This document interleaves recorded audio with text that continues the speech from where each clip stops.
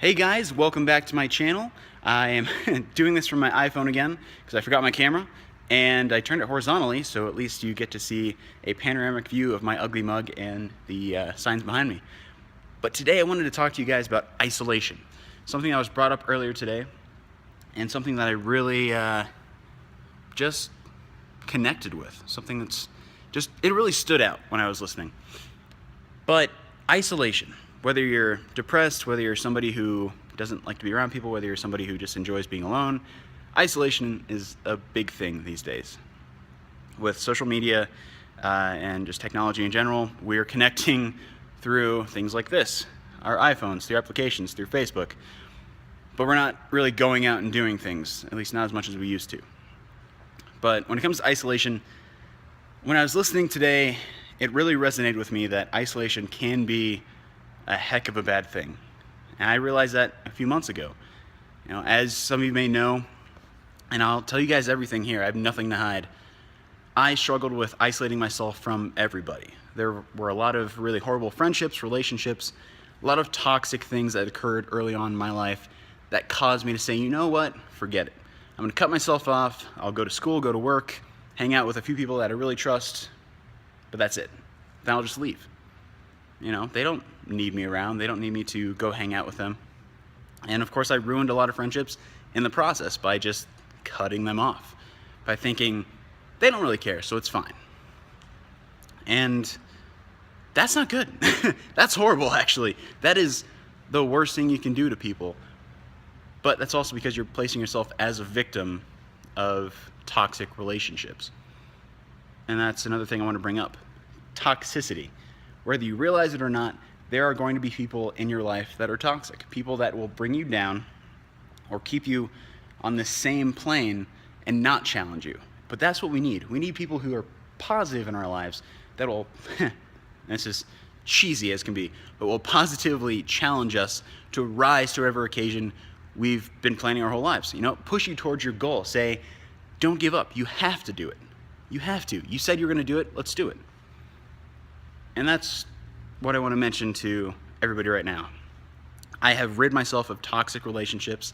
I have moved on, and I have devoted myself to becoming better with my overall choices in life, which is why I'm working out more, which is why I'm pursuing my career, my acting career, my writing career, being a better personal trainer, trying to be a better, I can't even talk today, be a better son, be a better brother, you know, hopefully someday be better towards my partner in life. In order to do that, you have to be smart with your choices. Smart with toxicity, smart with toxic people, smart with positive people. You know, keeping the positive ones around. A few weeks ago, I had met great people, really great people. But upon hanging out with them, I had that thought in my head, that little voice that says, they're up to something. Maybe they're not as great as you think based on past friendships. People I've run into that just did not fit the bill or appeared great, and then a few weeks down the road, a few months down the road, it just didn't work. Thankfully, I knocked that voice out of my head because I thought, all right, if these people are showing up, they're not really asking anything of me.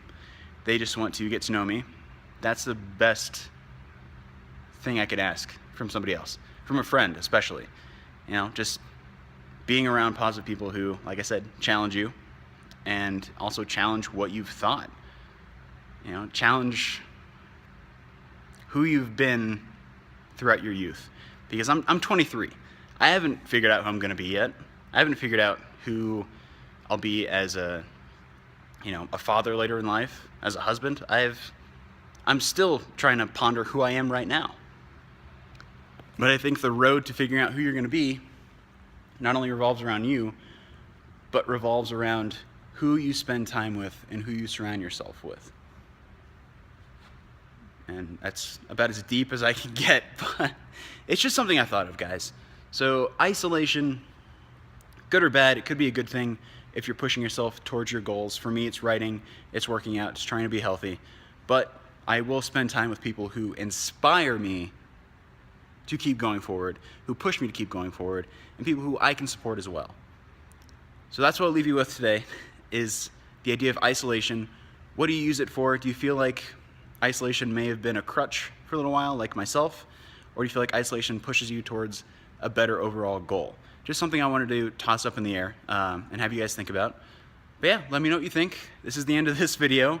I will make a juicing video tomorrow. It'll be less campy and less Dr. Phil-ish. In fact, it'll be really dorky. So prep for that, guys. I will see you in the next video. Thank you for watching, and please subscribe.